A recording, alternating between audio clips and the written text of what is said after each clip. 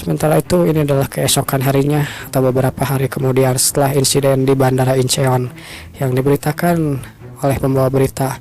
Diperkirakan terjadi kerusakan secara menyeluruh akibat munculnya alien di bandara yang ramai namun tidak ada korban sama sekali. 4 jam teror di bandara berubah menjadi neraka dengan munculnya 2 manusia super dan pengiriman tim pasukan khusus yang sedang dikirim pemerintah dengan cepat. Korban kali ini tidak sebanyak peristiwa yang sebelumnya. Matt Dion yang ternyata seorang aktor terkenal yang ternyata juga nyambi sebagai seorang superpower. Hal ini memberi kejutan besar bagi dunia. Kepindahan Matt Dion kembali ke tanah kelahirnya diperkirakan akan menarik banyak perhatian. Rupanya Matt Dion atau sang Kecap Man sudah balik ke negaranya. Terlihat seseorang sedang diinfus di sana. Rupanya itu adalah B yang sedang diteliti lagi oleh profesor.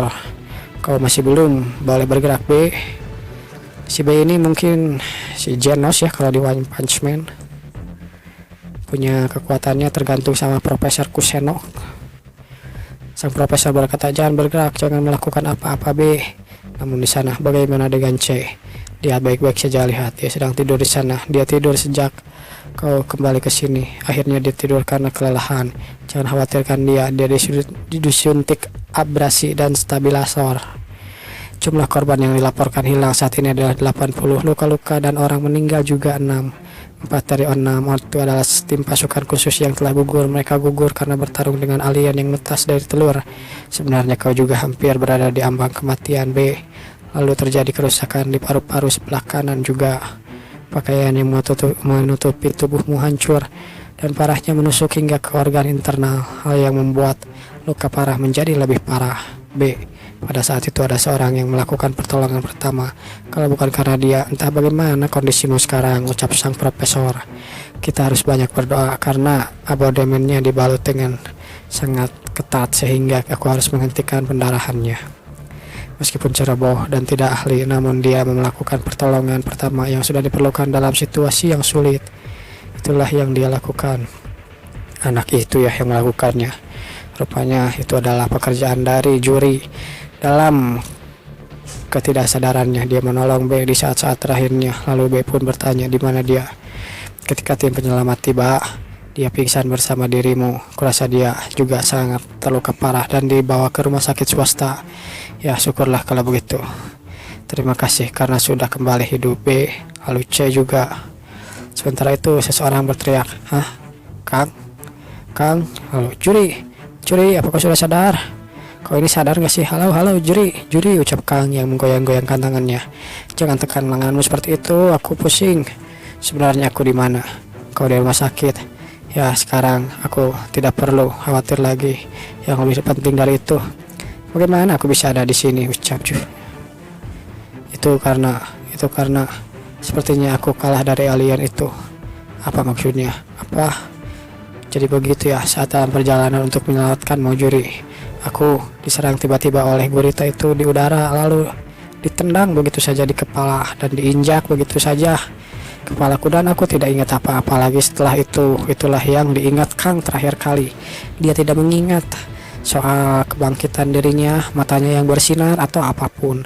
Saat membuka mata, aku sudah berada di sebuah atap bandara. Saat aku melihat sekitar, kebetulan aku melihat Juri yang sedang pingsan. Itulah yang terjadi. Kau tahu aku akan dibawa ke rumah sakit karena itu kau mengikutiku ya. Ya begitulah. Lalu Kecap Man Juri, aktor Matt Dion yang terkenal sebagai Kecap Man. Fakta bahwa sebenarnya dia adalah manusia super juga terungkap, membuat kegaduhan di seluruh dunia. Apa? Ucap Juri. Selain itu, monster yang tadi kenal belum pernah terlihat sebelumnya muncul sehingga membuat kejutan yang lebih besar lagi. Mereka bertarung dengan Matt Dion dan bahkan alien yang bertarung denganku sebelumnya. Para ilmuwan melihat alien ini sebagai makhluk yang memiliki level yang berbeda dengan alien yang ada. Alien berambut putih itu memiliki fisik yang sangat besar.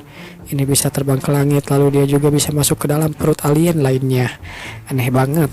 Bersama dengan jeritan yang sangat menakutkan, mereka berdua menghilang tanpa jejak begitu saja.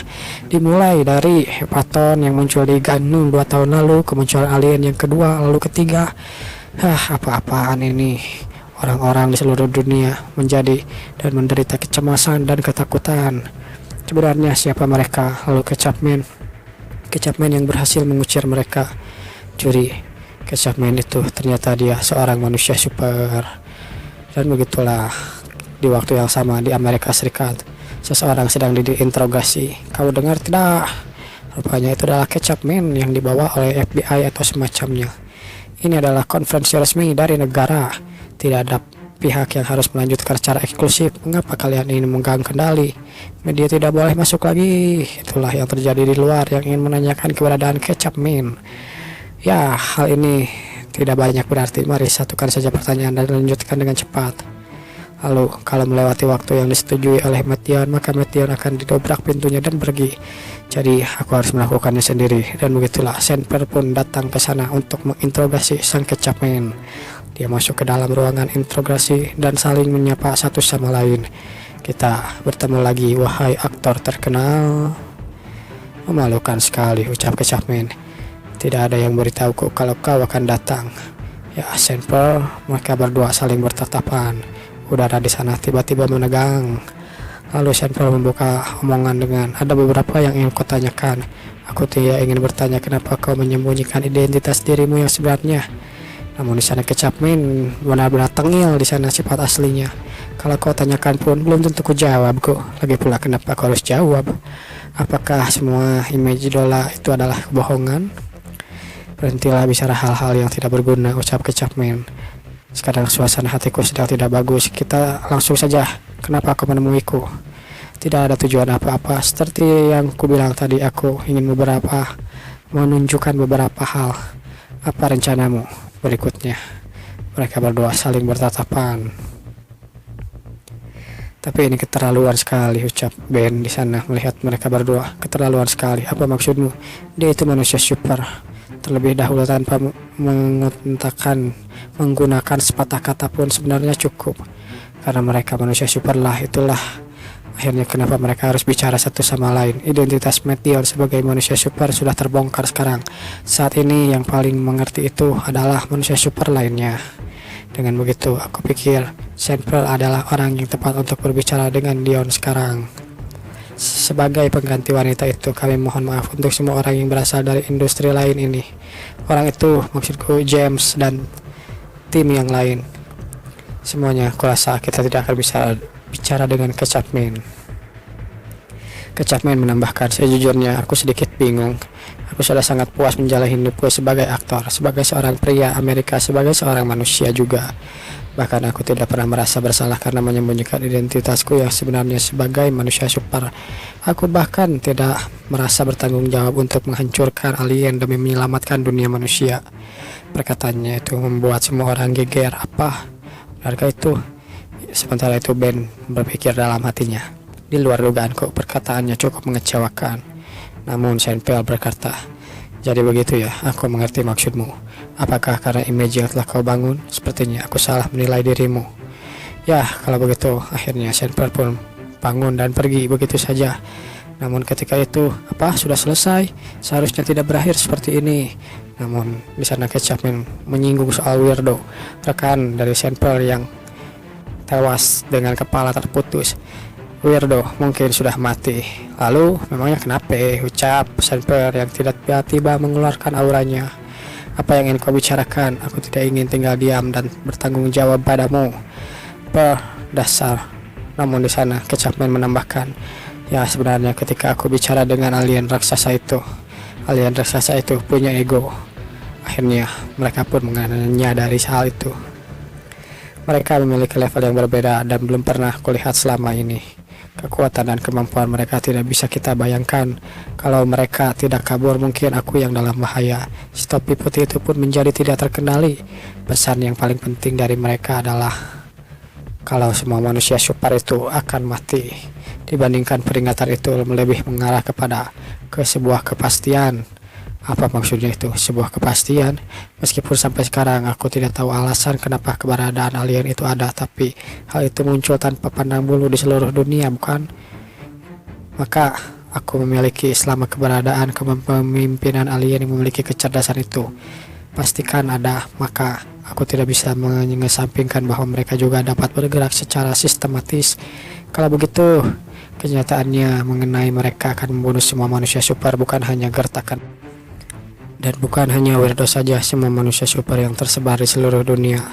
Kalau begitu, bisa saja semua manusia super hancur di tangan alien yang memiliki solidaritas yang kuat. Kalau semua manusia super yang merupakan lawan satu-satunya alien itu mati, maka itu adalah akhir dari dunia, ucap sang Kecapman.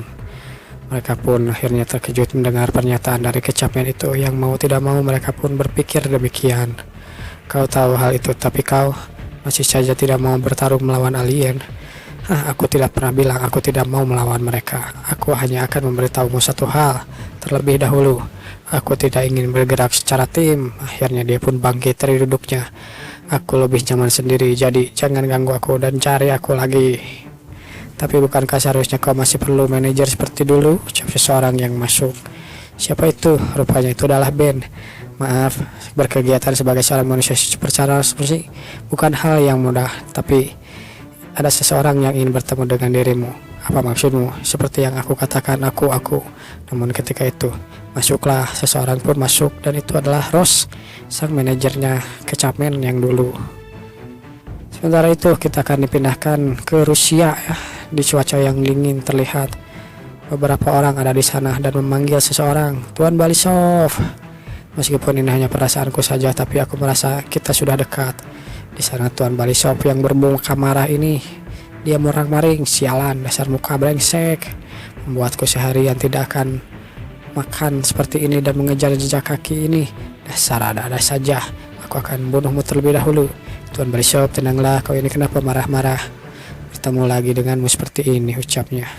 Kita dipindahkan lagi ke kondisi Kecapman yang sudah dibebaskan dari ruang interogasi. Jadi teringat pertemuan kita ya. Ya, Dian, konflik agensi yang kita tangani itu lalu. Terima kasih karena kau telah menerimaku kembali. Hahaha, bagaimanapun tidak ada orang yang menderita lebih dari hari ini.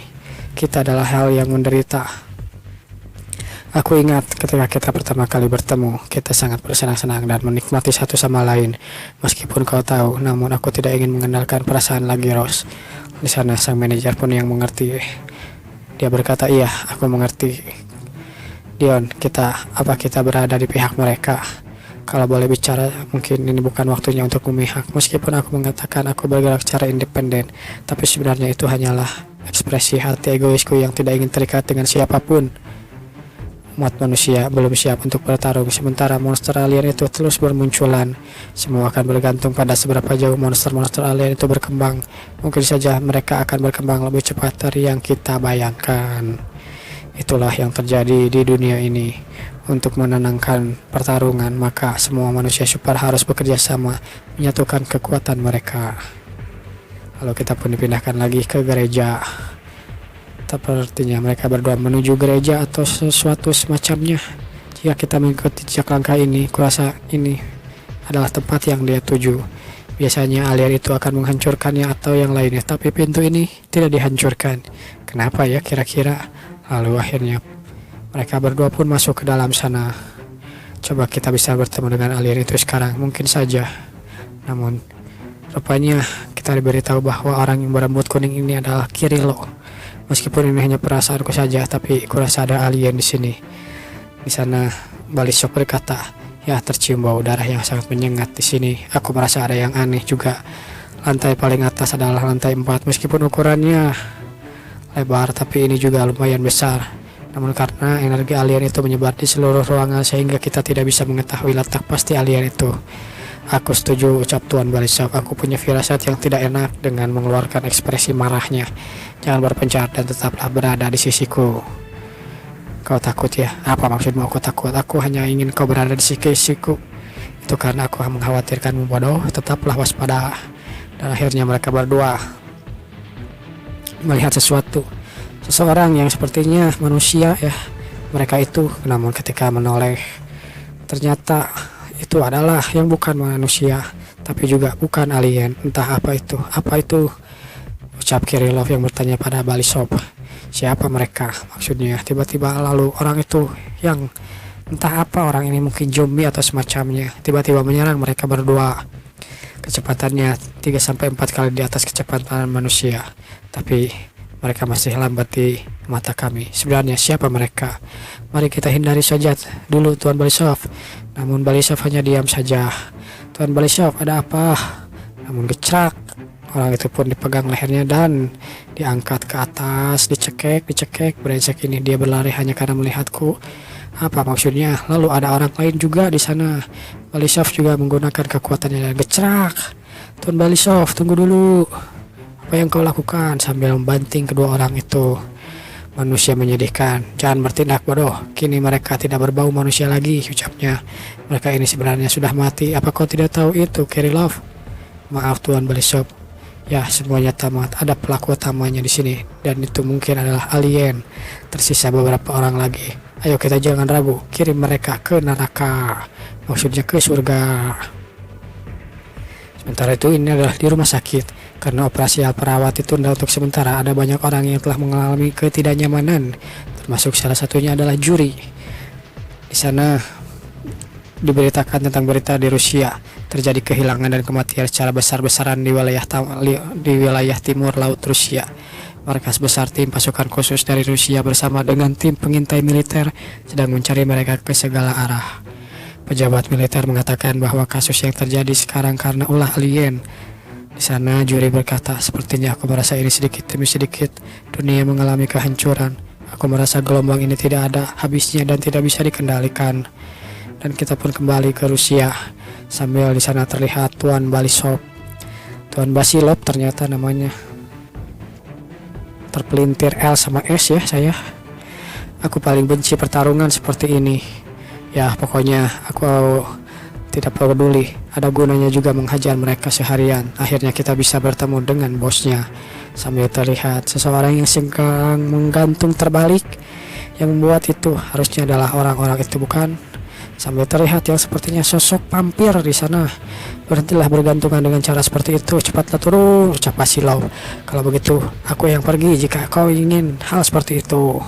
Dan akhirnya makhluk itu pun turun. Dia pun turun sambil dia menundukkan kepalanya. Akhirnya dia menunjukkan wujud aslinya. Yang sepertinya ini adalah alien vampir. Entah apa yang terjadi, tapi sepertinya makhluk inilah yang mengendalikan dan manusia-manusia itu dikendalikan oleh makhluk ini.